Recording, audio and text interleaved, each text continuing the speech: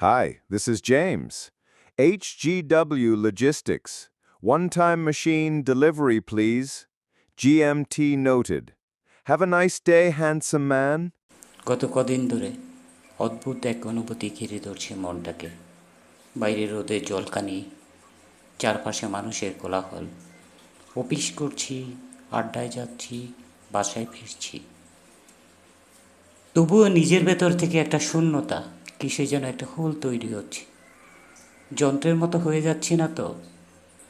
Office, বাসা, Facebook, ঘুম, আড্ডা, এর বাইরে জীবনে আর কিচ্ছু নেই। বাড়ির বারান্দায় চা খেতে খেতে হঠাৎ মনে হলো নুরু কাকার কথা। উনি বলতেন, মন খারাপের দাওয়াই হলো পুরনো দিনে ডুব দেওয়া, তাতে নাকি মন ভালো হয়ে যায়। পুরনো দিন, আরে তাই তো। H.G. ওয়েলস দাদাই একমাত্র সমাধান মনে হয়। সেই কালোজয়ী টাইম মেশিন এর স্রষ্টা। দাদা এখন কই কে জানে। ফোন নাম্বার তো আছে, দেখি দাদাকে একটা ফোন ঠুকে দেই। যেমন বাবা তেমন কাজ, দিলাম ফোন। হ্যালো দাদা। হ্যালো দাদা। ও কে রে? এত রাতে ফোন? দাদার উত্তর সেই ফটাফট কম কম ঘুম তাড়ানো স্বর। দাদা আমি 9X3 বাংলাদেশ থেকে। ও শৈবাল, দ্যাট ক্রিমিনাল যে। ওই বেটা, এতদিন কই ছিলিস? বহুদিন পর মনে পড়লো।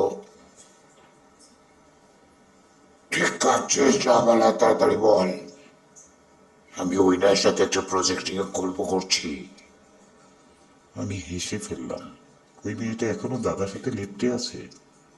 ঠিক আছে দাদা, কথা বাড়াবো না। শুধু তোমার ওই মেশিনটা লাগবে। অতীতে যাব, 40 বছর আগে গ্রামে। কি বলো? ঠিক আছে লোকমারা, দিয়ে দেব, সাবধানে যাস। টাইম লুপে আটকে যাস না যেন। নিউরনের একটা মুভমেন্ট দেখতে পেলাম। এর মধ্যে একটা উত্তেজনা তৈরি হয়ে গেল। সেই রাতে ঘুম এলো না।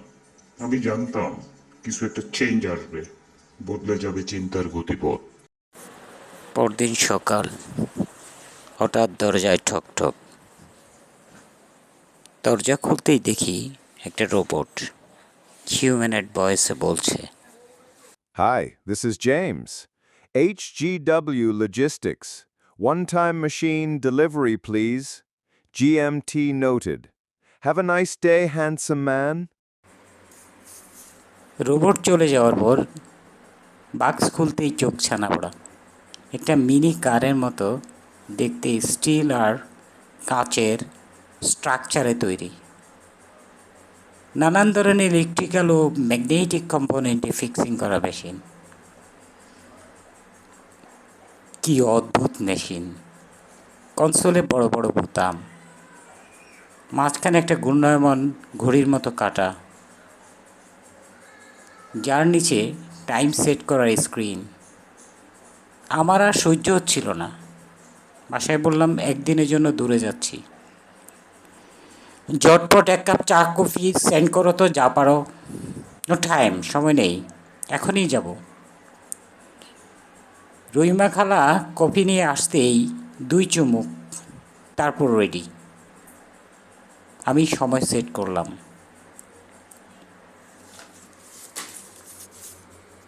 Place of destination Chandpur, Bangladesh.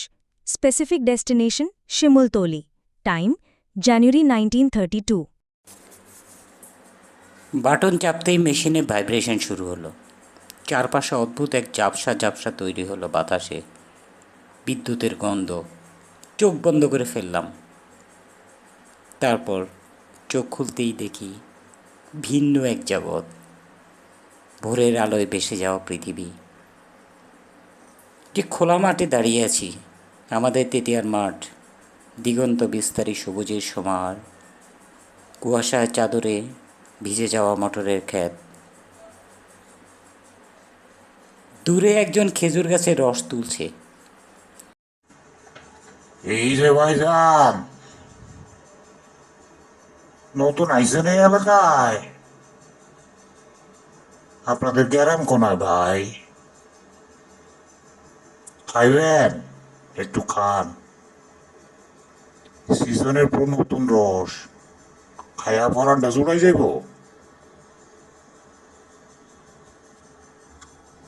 না না কাকু, খাওয়া যাবে না, বয়েল করে খেতে হয়, নয়তো নিপা ভাইরাসে ইনফেক্টেড হওয়ার সম্ভাবনা বেশি। আর এইটা আবার কী রকম কথা হন? উঠি আবার কি? এটা কিছুই হইব না, আল্লাহ নামে খান। কিসব নিপা টিপা ভাইরাস, খাইয়া দেন। পরান না বললে কি কইলাম? আমি বাধ্য হয়ে খেলাম, নয়তো কাকু রাগ করবে। আহা, কি শান্তি, পরানটা জুড়িয়ে গেল। শহরের কোনো জিনিসে এত স্বাদ নেই। বাঁশবনে পাড় দিয়ে যাচ্ছি, পাখিদের কোলাহল, কেউ কেউ রোদ পোহাচ্ছে, একদল কিশোরী দৌড়াচ্ছে শিমির ফুল ও বিচি সংগ্রহে।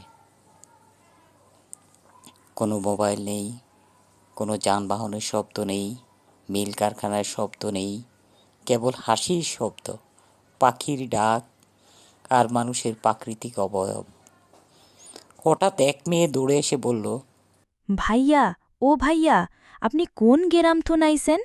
কোনাই যাইবেন?